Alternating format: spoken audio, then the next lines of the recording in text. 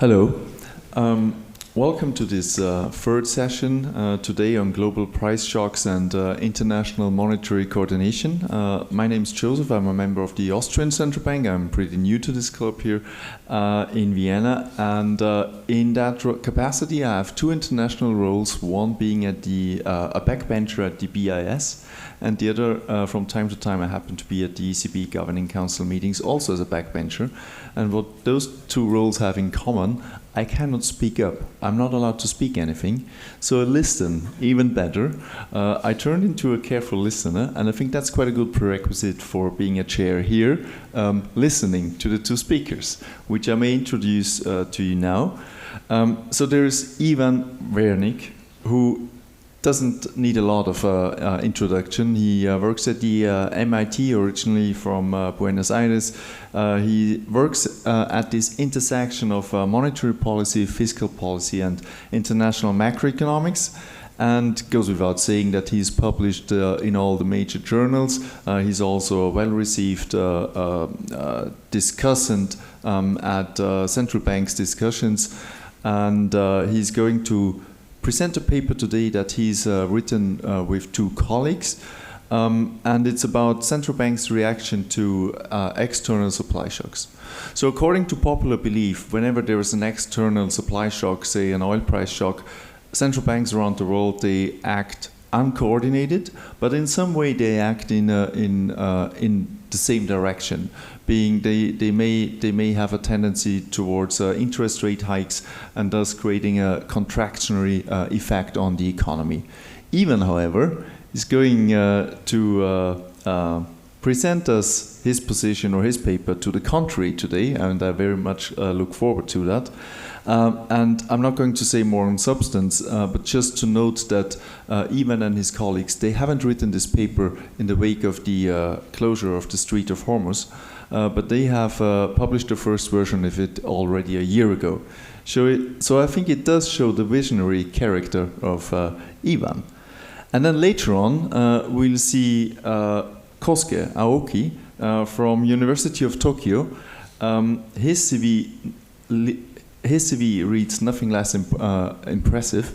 He's teaching at the University of Tokyo, but he graduated from Kobe, and he has held numerous international positions at LSE, Bank of England, Pompei Fabra. He focuses on monetary policy, macroeconomics, and international capital flows. And so I'm quite confident he will be at least a co-equal discussant.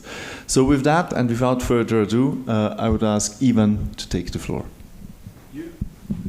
And also, being conscious of time, because I saw you uploaded a 150 slides slide deck.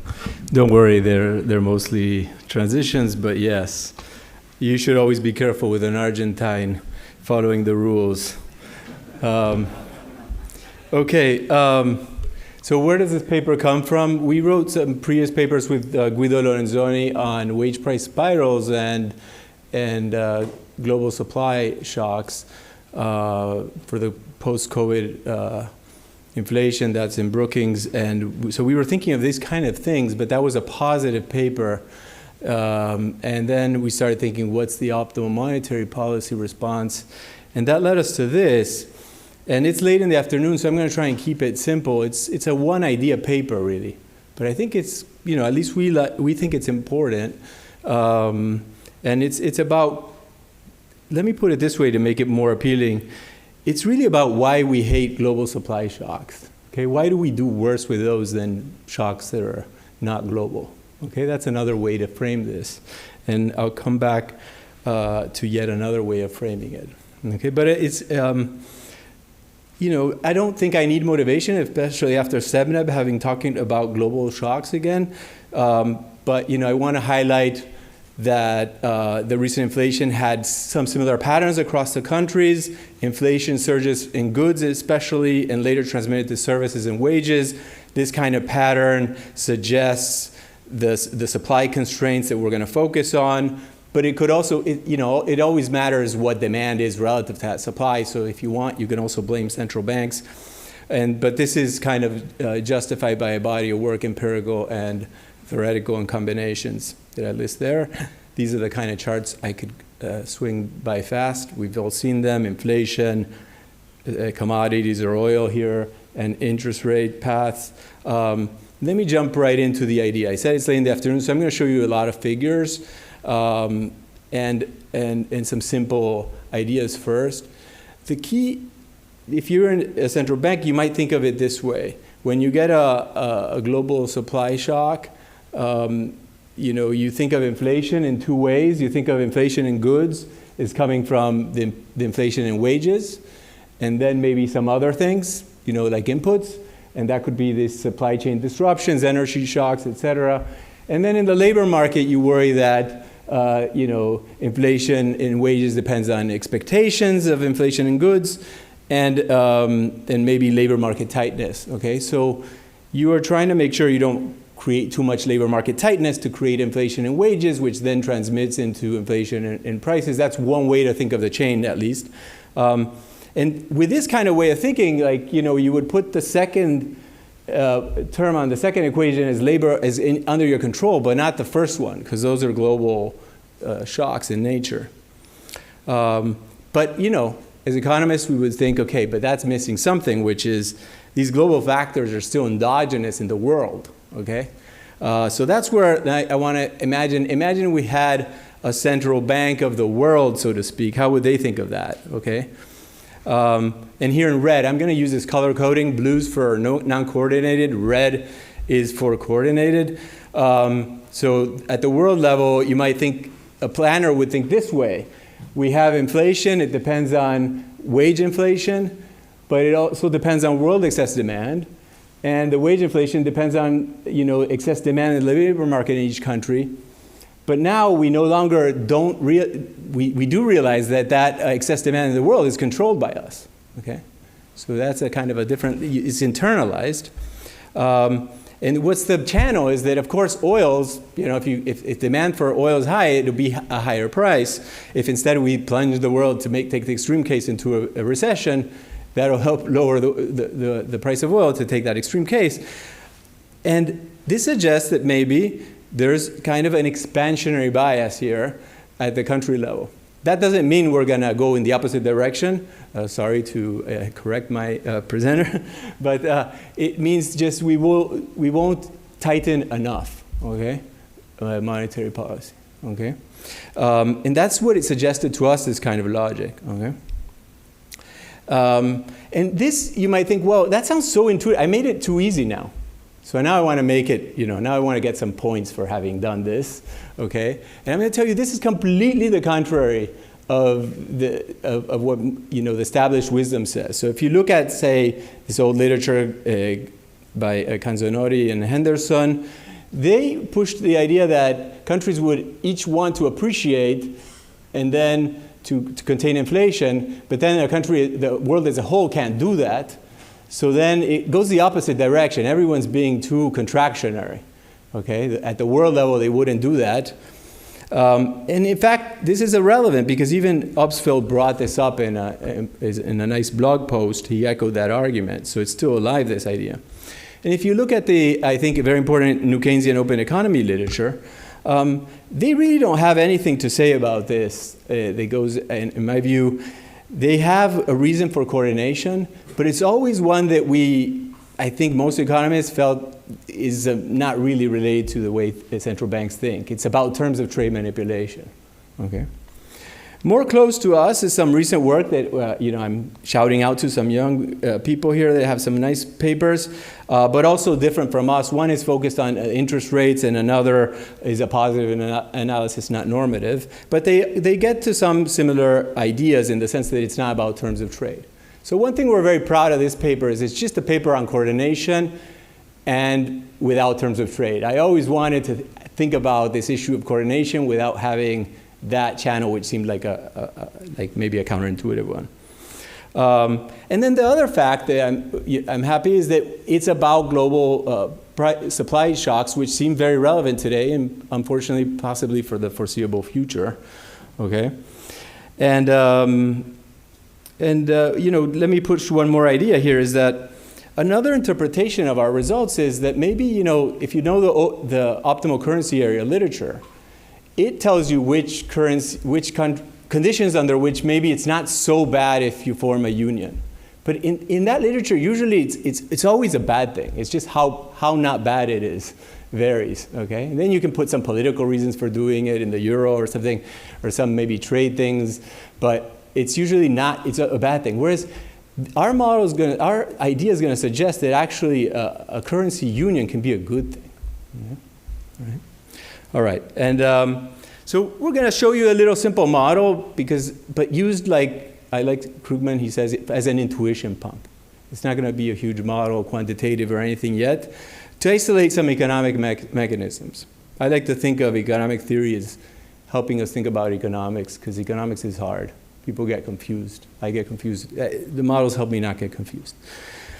And we're going to make some extreme assumptions that are not necessarily all realistic. They're there so that you see more clearly what makes the results tick. So we keep things. So we're going to have many small open economies that are price taking. Okay, so we're doing on purpose not to have terms of trade effects, not because we believe that assumption, but we don't want to contaminate the result with that. We're going to have symmetric countries so that we can focus on world shocks, so it's not driven by asymmetric shocks, okay? And our steady state is actually going to be efficient, so that's also different from that literature where you had these terms of trade and you would want to do it even at a steady state. So that's going to emphasize it's about the stabilization component of monetary policy. And what are the results we're going to get? We're going to get this expansionary bias, basically. And the intuition I'm going to give you is that it's basically that countries see, I'm going to give you this because it's late afternoon, this very graphical, simple intuition, that its countries see that their Phillips curves as flatter than the world coordinated central bank would see it, okay? Because intuitively, they don't internalize that some things that are endogenous, they take them as exogenous. Okay, it's a very simple idea, okay? And I like simple ideas, so I'm happy about that. But it turns out that that simple idea is going to have some surprises when you actually model it.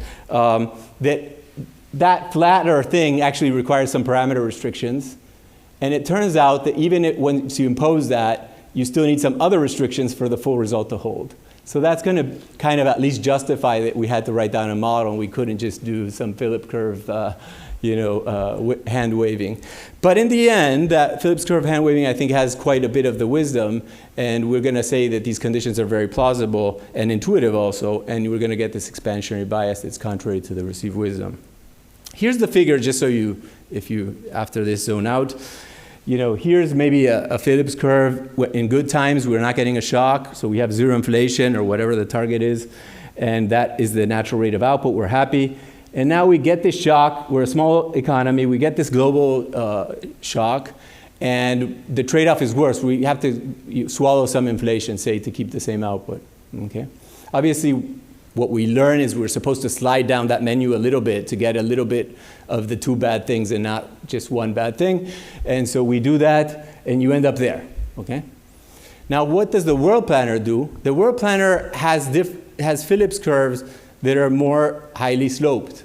That's going to be the intuition. And the intuition for that is, well, when you contract output, you realize that that's going to, in turn, make these supply constraints less binding, the global supply constraints less binding, the prices of commodities and oils less high, and that's going to imply that the Phillips curve is tends to be more vertical.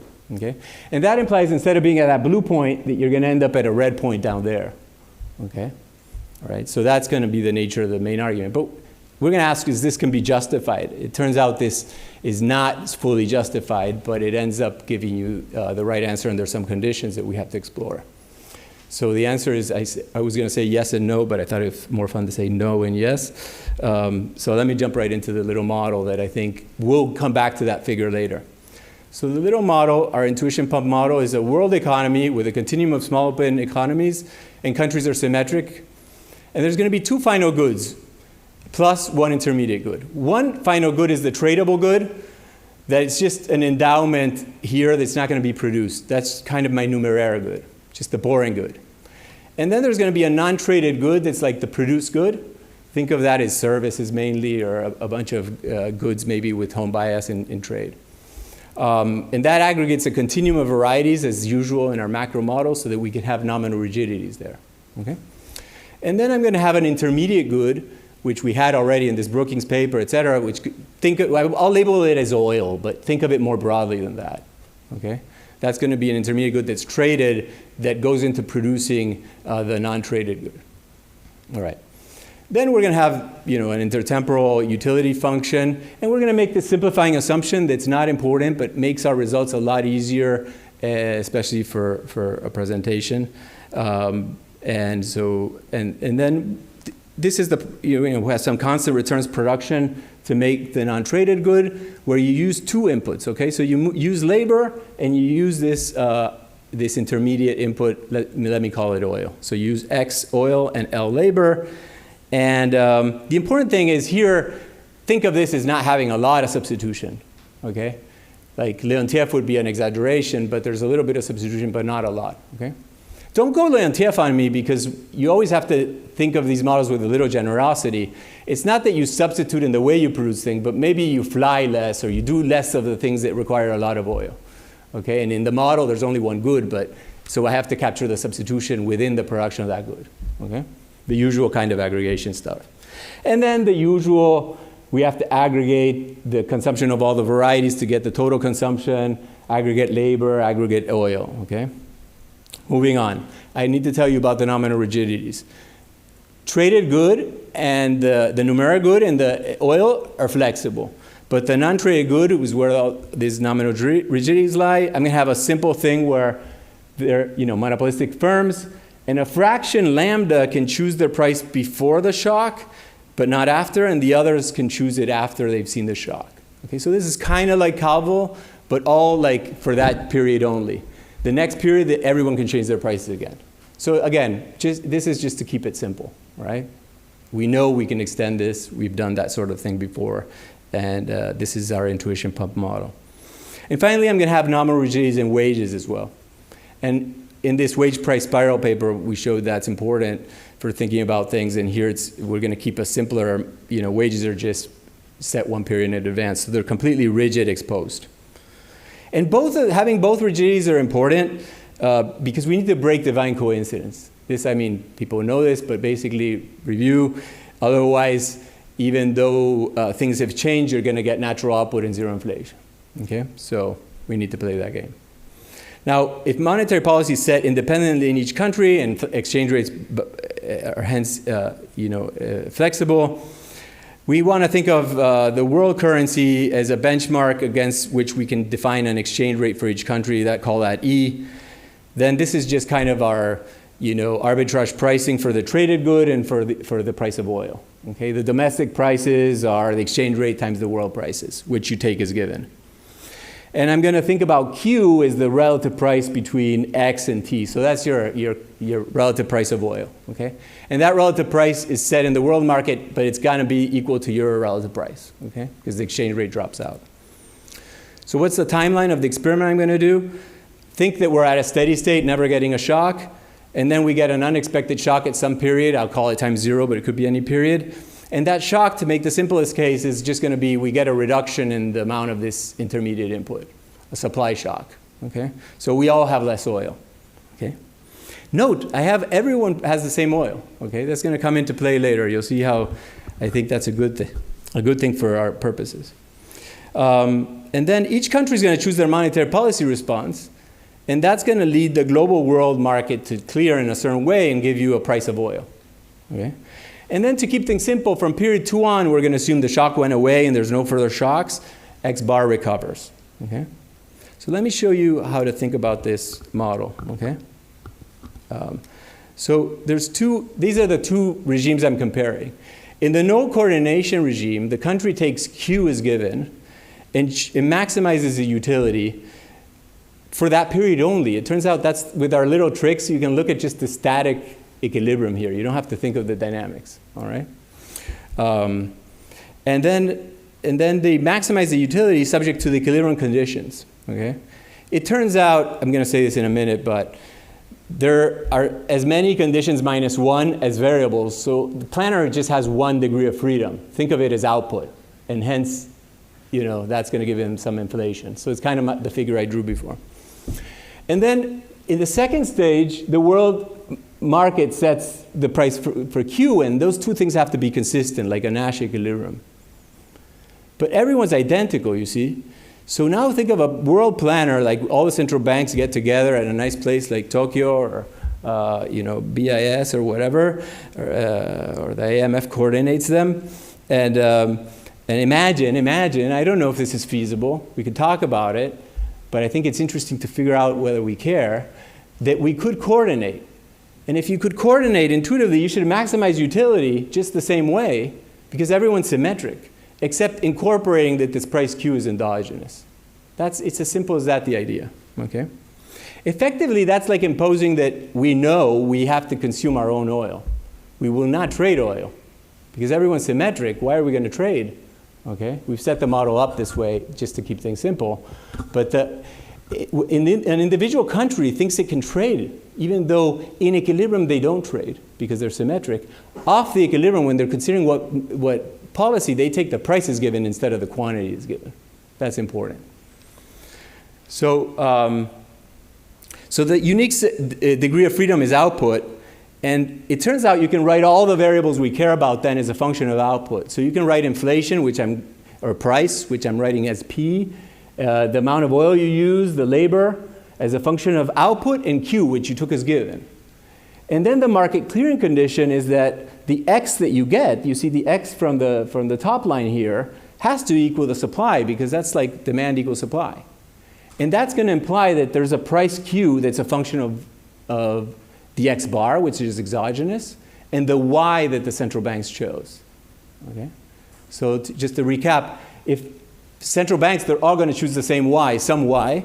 After they choose that, we will know what the price Q is.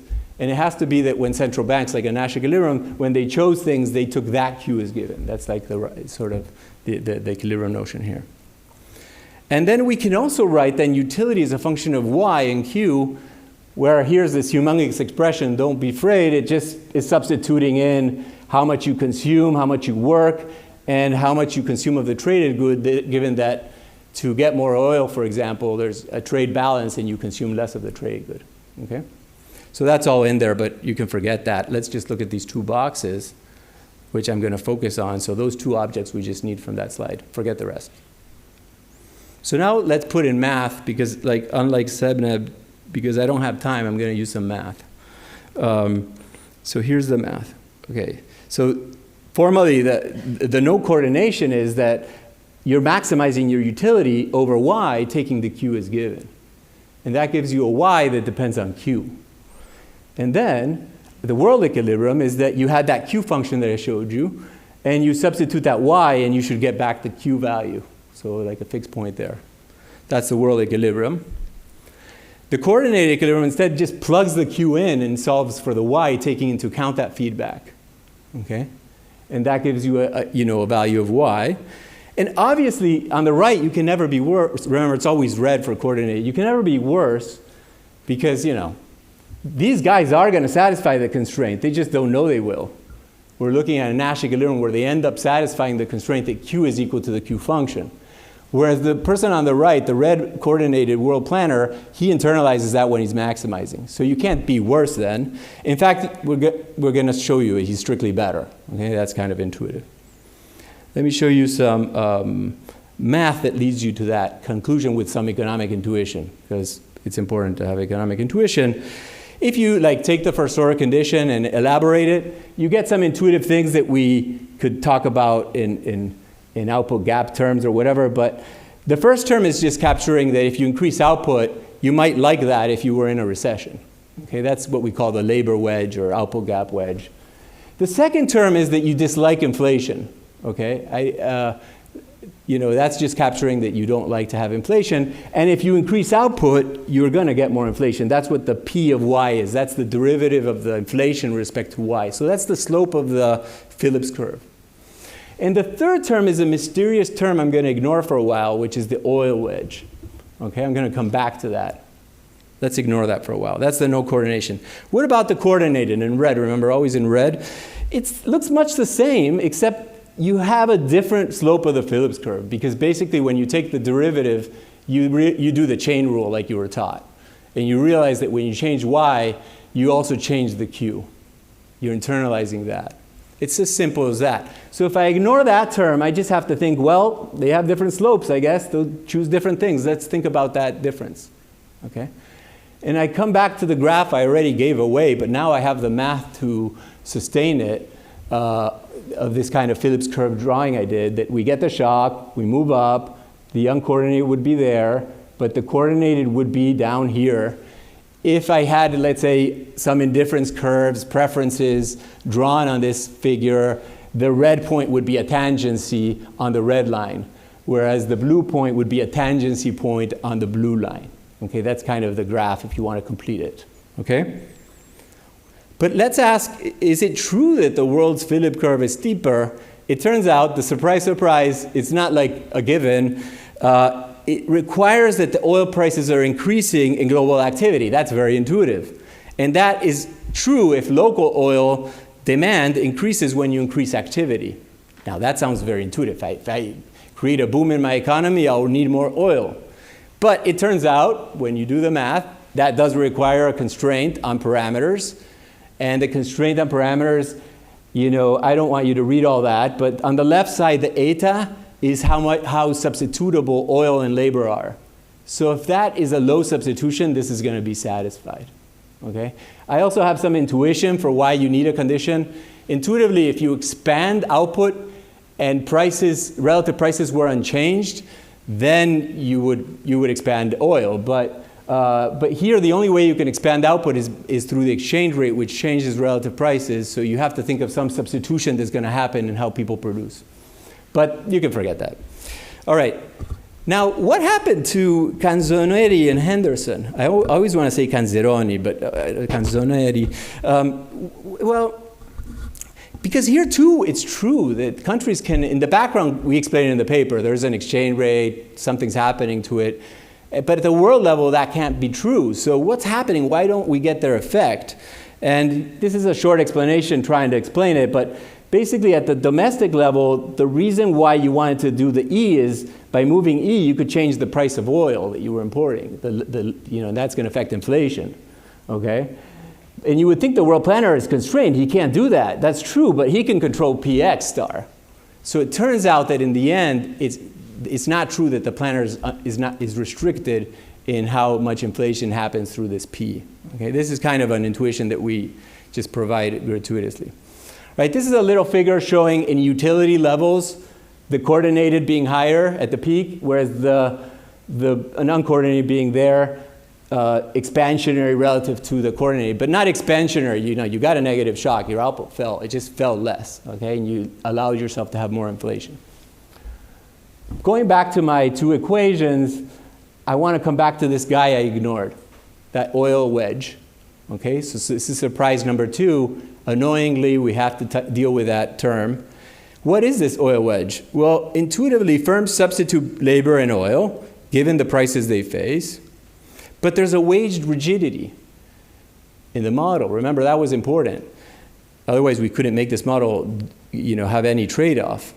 But if there's a wage rigidity, that means the social value of labor is not equal to the wage. And so intuitively, when firms substitute, they don't substitute in the same way that a planner would. Okay, that's kind of what an oil wedge is. Okay, that's my best attempt to make it intuitive. I still only find it half intuitive. Okay, but importantly, this wage rigidity then creates this trade-off that we wanted, but also creates this oil wedge, which I guess makes me not just be able to use that figure. And in fact, the sign is negative. What I mean by that, the wedge is negative in the sense that you don't like increasing output so much because of this wedge. And so that could potentially overturn my expansionary bias, annoyingly, okay? In the sense that, I had an intuition, but it's turning out to require some assumptions. And so I'm going to ask now, is it possible, though, that that's true even though I got the Phillips curve to be steeper? So if I got the Phillips curve of the planner to be steeper, do I need an extra condition, or that condition already did it for me, that the oil wedge is not going to bug me? It turns out, yes, you can still find examples. This is a little counterexample where but it's with wild parameters, I promise you, but you can do it, okay? And then here's the condition you need, which is very nice. And again, I'm not going to bore you with all the explanations, but basically eta is again on the left. So if there's a very low substitution between oil and good, again, this condition is going to be satisfied. And when it's satisfied, then this oil wedge is not important enough, and you do have expansionary bias, okay? So just putting the two things together, we get expansionary bias when those two conditions are met. In fact, mathematically, you can have them both violated and you also get it. It's like the product that matters. Let's not focus on that weird case. But the bottom line is there's a simple set of conditions which I think are plausible that give you this expansionary bias. The figures are helpful, but we needed to do a little more, but we're happy. We're all happy now. Okay? This is a little figure showing those different wedges. On the left is the no coordinated, and just look at the blue puts it all together, it's the sum, but the red is the labor wedge, so you don't like recessions, and the yellow is the inflation distortion, and this purple is the oil wedge, which here is not totally trivial, but it's not so big, okay? Now we move to the right, the world, the planner, the coordinated world doesn't have an oil wedge, okay? Because, again, doesn't have it. Remember, I showed you in the formula. So there's no purple. And the yellow's bigger. That's what we were talking about. The yellow's bigger because they internalize the effect that it has on the world price and the shortages and so on. So ultimately, that implies that you end up at this left place. Now, real quick, I said nominal regimes, both of them were needed, remember. If either one is relaxed, then you still can get this intuition of the steeper Phillips curve. But it doesn't do anything for you because you already, like the slopes won't matter. You always get the divine coincidence. So again, the figure can be misleading because I could show you this figure and say, hey, it's higher sloped. Okay, I'm going to get my result. But no, in the background, you need to tell me more. Okay, this is just, let me conclude. I don't know if I'm on time or over time. Or, to conclude, there's this one idea. Why do we hate global supply shocks? Why are they worse than if I had the same sort of shock but I lived in autarky? It's kind of intriguing. And I'm telling you a reason for that. And I'm telling you then a reason if we could dream, if we can dream, okay? Maybe here no one wants to dream and you're just thinking, what is the best 50 basic point move? But let's dream big, okay? Let's dream big and maybe we could start coordinating more of the central banks, okay? Maybe in the future we will, or maybe more countries will dollarize. And again, remember my optimal currency area. By analogy, if we all adopted the same currency, it would be like the coordinated planner, okay? In our little model. It would have trade-offs from the usual Mundell ideas. So that's the idea, and so I'm just going over that. Let me just skip that. The intuition for it, I think, is quite strong, but then we had to overcome some barriers. That's just to justify my work, I guess. But in the end, the intuition, I think, can be justified. And here's some open questions I don't know that maybe I'd like to look at. What if we had large countries that internalize somewhat things? What if we had financial channels in addition to the ones I have here from these shocks? And then, for instance, what about fiscal policy, maybe especially with the financial channels, but maybe without two? Is there an expansionary bias there? And then what happens when you start putting asymmetric effects? So some countries export oil and others import them. All things that I think are good, I've done in other papers. Here I wanted to keep it simple because I thought the idea was small and just one idea, but important to crystallize and make it intuitive and have economics. Thank you. Thank you very much, and a big applause for this fascinating example of all of us being better coordinated. Kosuke, may I ask you for your comment?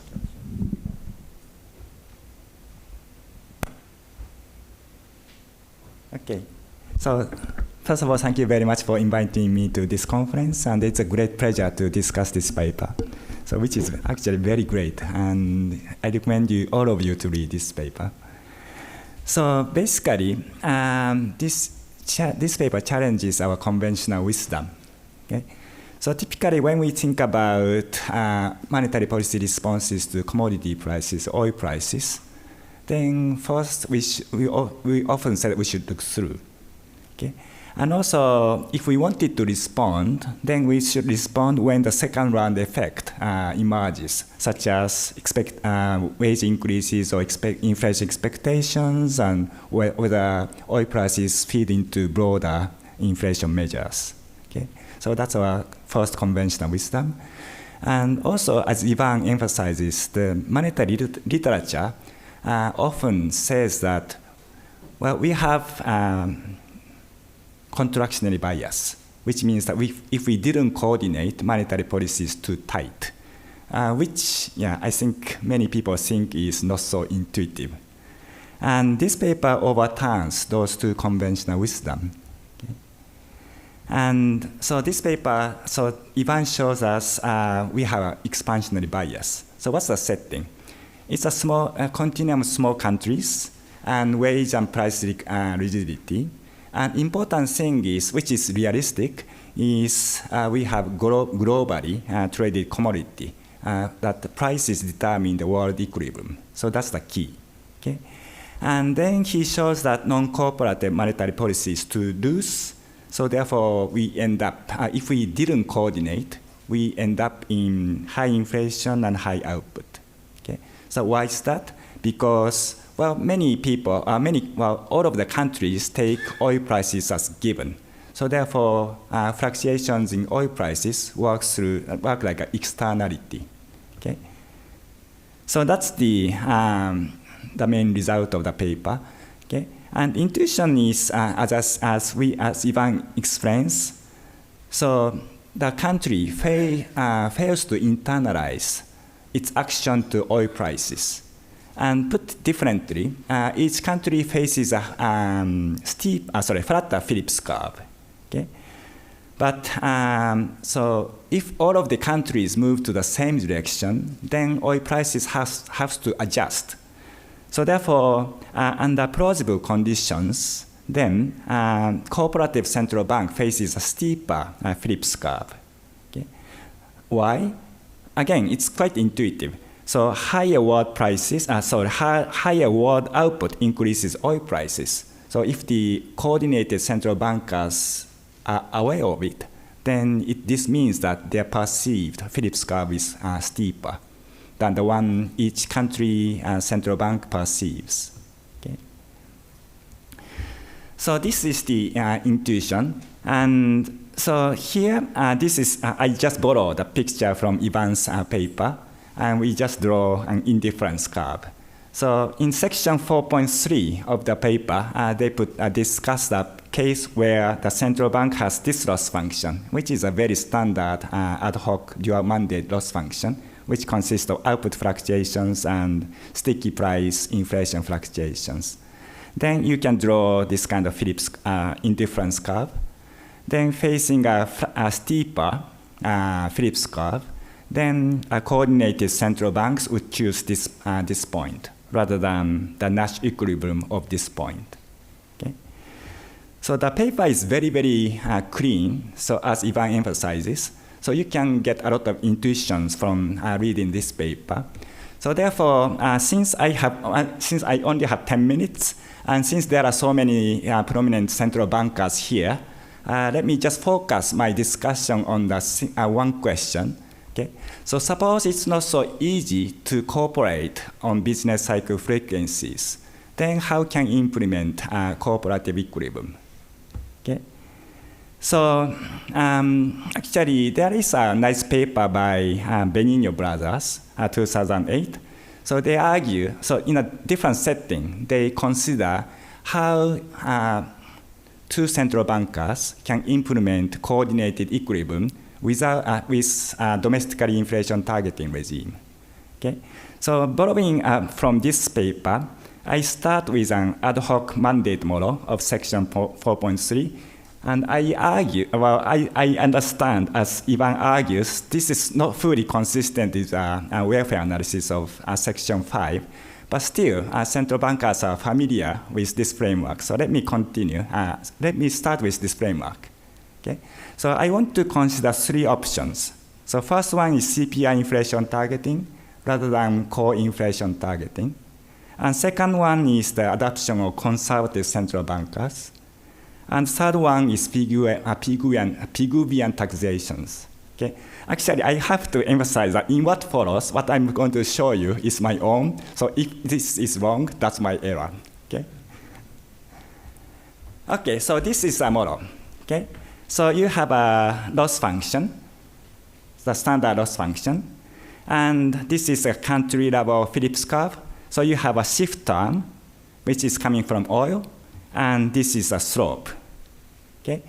And the word Phillips curve has a similar form, but the slope is different. Okay? So that's the basic model. And suppose that instead of having core or non-traded inflation goods, non-traded goods, let's suppose that you target a broader measure of inflation. So that includes non-traded goods and traded goods. Okay? And when phi is 1, this just corresponds to CPI. And suppose that each country adopts this loss function rather than the true loss function. Okay? Then basically, since the traded goods inflation is proportional to output, this is as if the central bankers are responding to output more strongly. Okay? And it turns out that when phi is 1, you cannot implement coordinated equilibrium. But if you choose phi optimally, sometimes you can implement coordinated equilibrium. So that's one thing. And the second one is assignment of conservative central bankers. So this is, again, coming from Rogers' famous paper. So he suggested assignment of this conservative central banker to solve the inflationary bias problem due to time inconsistency. Okay? And suppose you put a different weight on the inflation stabilization term. But now you go back to the non-traded goods inflation target or core inflation target. Then, if you choose this chi prime, which is a new policy parameter, new weight, which is equal to true weight divided with those two parameters, then I can show that this can implement the coordinated equilibrium. And what are those coefficients? Actually, so if those coefficients are less than 1, then this means that you should assign a conservative central banker. And when is it true? Actually, this is true when each country is facing a flatter Phillips curve. Okay? So therefore, if you assign, or if each country can assign a conservative central banker, then you can implement coordinated equilibrium without coordination. And the third one is actually Pigouvian taxation, which is a natural policy recommendation if you face an externality. Okay? So then think about this simple Pigouvian taxation. So you put a tax rate tau on the price of oil. So firms pay P prime rather than P. Okay? But in this ad hoc dual mandate model, it turns out that this doesn't work at all. Okay? So this is because actually, if you do after some simple algebra, you can show that Phillips curve is independent of this tau. But I want to argue that this is not a general result because, again, the section 4.3 and the full welfare analysis section 5 are actually different. So that's one of the reasons for why I think full welfare analysis is quite important. Okay? So this is the full model that Iván presented in his very nice presentation. So this is the first order condition for each central banker. And this is the first order condition of the cooperated central bankers. Okay? And as he emphasizes, the weight on inflation distortions are different from each other. And the weight on oil wage is positive for each central bank or in Nash equilibrium. But in the coordinated equilibrium, the coefficient on oil wage is equal to 0. Okay? So therefore, the difference between the two first order conditions are this oil wage term and the weight on inflation distortion. Okay? So therefore, if you could choose tau such that this difference between the two first order conditions. Okay? So actually, the difference between the two terms are two first order. If the difference is going to be negative, then the proposition 2 of the paper shows that you are going to have an expansionary bias. So therefore, the idea is choose tau to set this gap equal to 0. Okay? So then, what's going to be different is optimal pricing of firms is going to be affected by Pigouvian taxation. And also, the optimal production mix of firms is distorted by this Pigouvian taxation. So therefore, I think those taxes work through this term and also this term. Okay? And interesting, so I wanted to fully characterize these properties of tau, but I haven't have enough time. But interestingly, this Pigouvian taxation does not only eliminate this oil gap. So it's going to be affected by inflation distortion as well. Okay? Anyway, so this is a kind of food for thought or for discussions. But the remaining issue is all of the proposed policies need coordination in another dimension, because I am assuming that suppose that each central bank adopts conservative central banks, or suppose each central bank coordinated to introduce Pigouvian taxes. So in that sense, I'm not really removing any coordination problems. So I just put the coordination problem to another policy. But still, I think it's a good, I hope this is going to be an interesting starting point for further discussion. But concluding remark is actually, so this is a very insightful paper.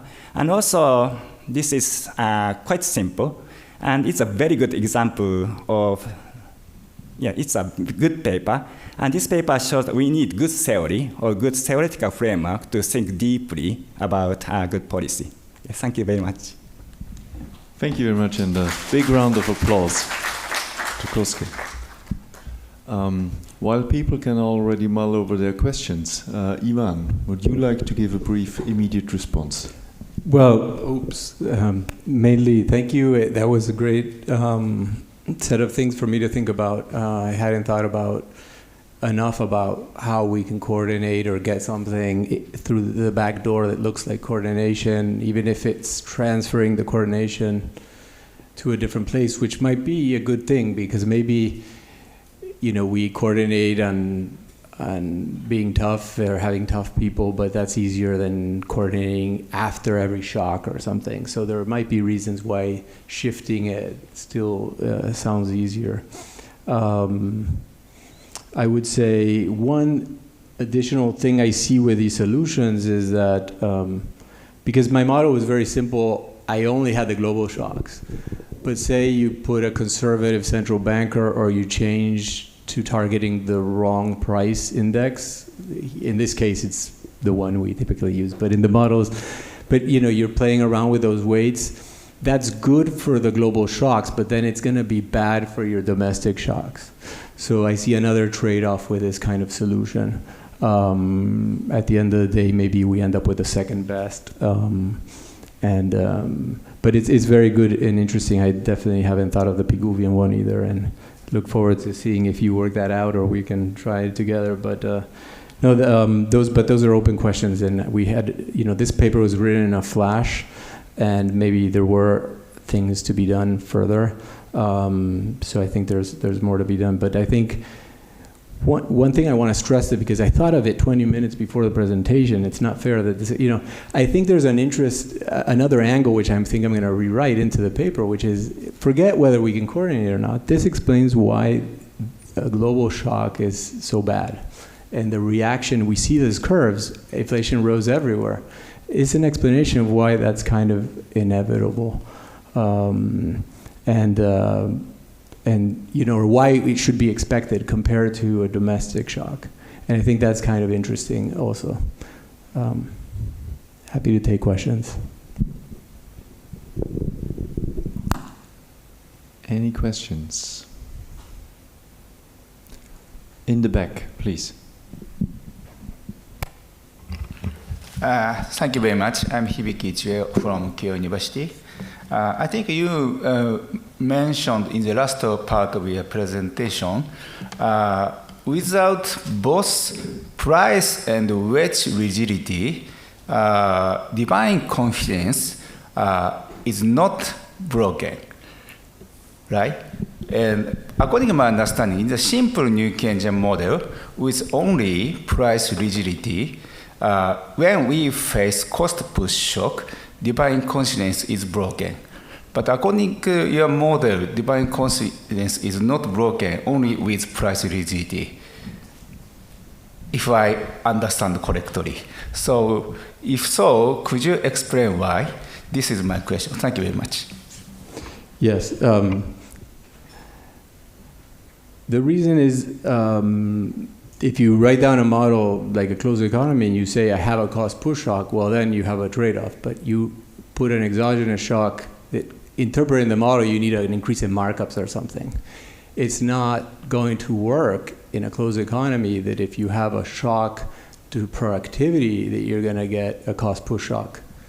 That's, sometimes we, in speeches that I read of central bankers, that is not finesse, but it's true in the model. So you always need something a little more subtle to get it to look like a cost push shock, okay? Here, it's because we have the two rigidities. In other cases, I've done, even in a closed economy with sectoral shocks of a certain form, you can also get it to be. And I have my own paper on tariffs, and there you can get the tariffs look like a shock.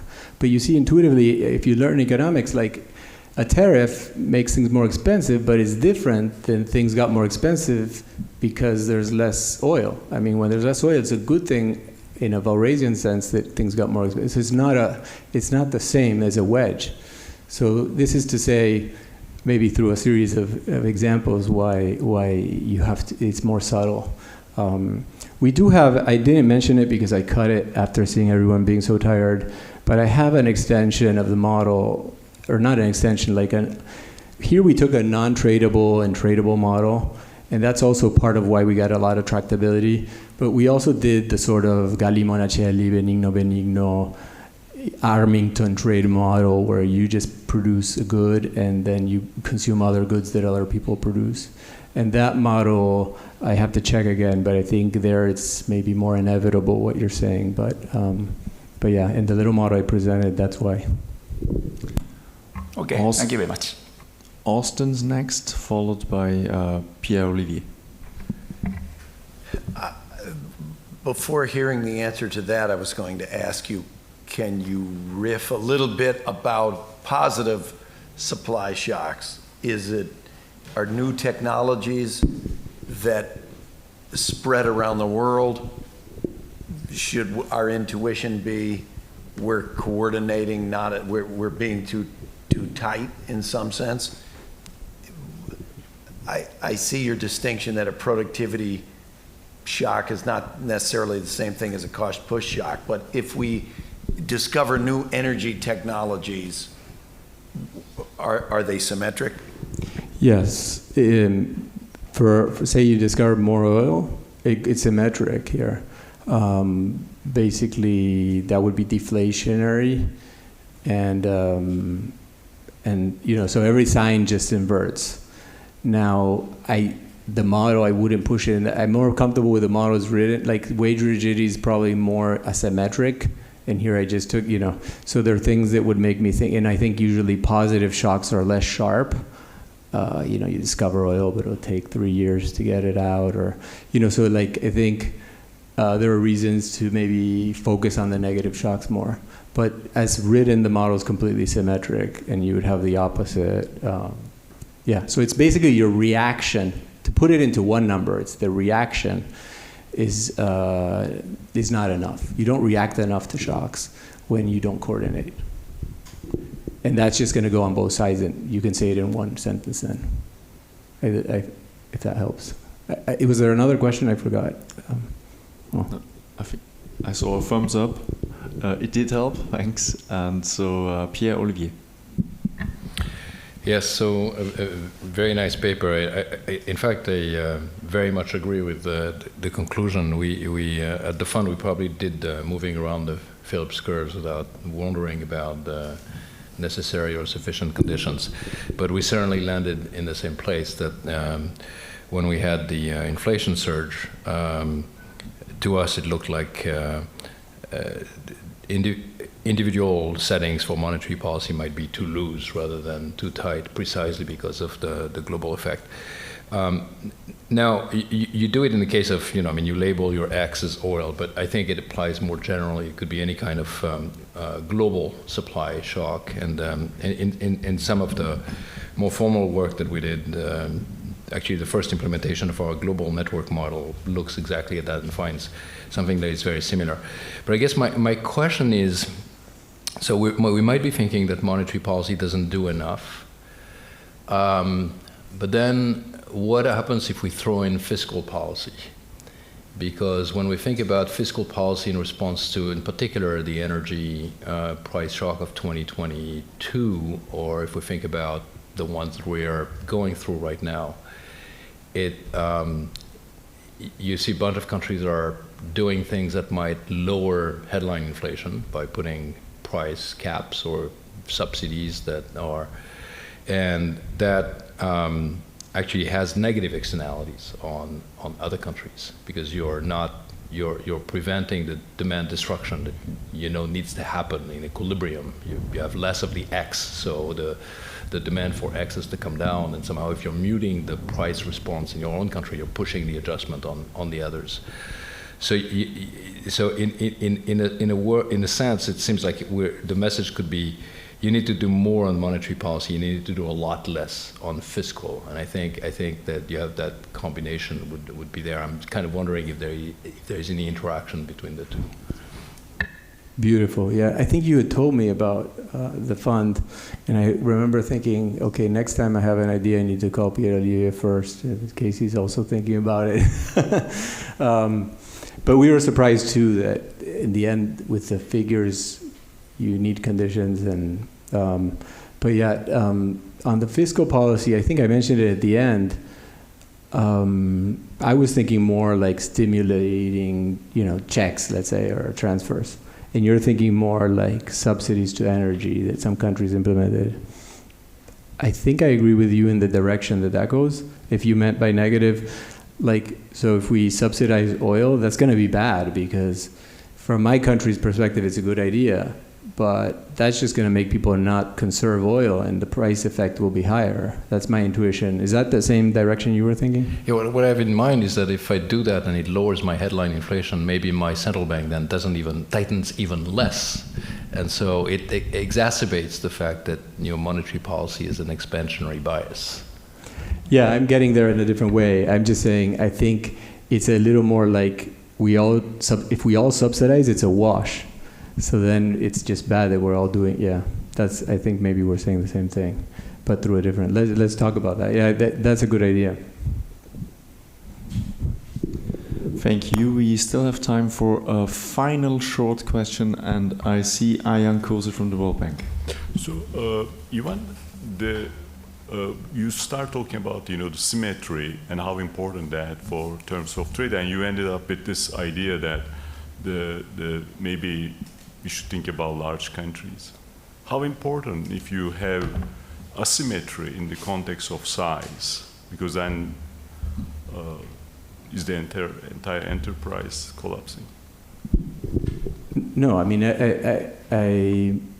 I think the size one, I could probably guess that, if instead of having, I don't know, let's separate the asymmetry from the size. Instead of having that I'm tiny, we're all 1 over n. And n might be, 10 instead of 200, 300. And so, we start getting bigger countries. That would be one way almost of modeling that we're coordinating in blocks. So without asymmetry, just the size, my intuition is going to take you closer to the optimum here. Because you're partially internalizing thing. And maybe that's, the euro, think of it again, like, this is what I kind of suggested at the beginning. A currency area helps you internalize. So then, and the asymmetry of sizes, that my intuition is it doesn't do much, but I could be wrong. With the asymmetry, I was saying I would want to see what happens is if you have the importers and the exporters. So that we also killed on purpose. My intuition is that could wash in the sense that you might get some term of trade effects, but they're all going in opposite sign, and I haven't worked that out, but it would be interesting to do. Cool. Thank you so much to great presenters and a lively discussion, and a big round of applause to end this session.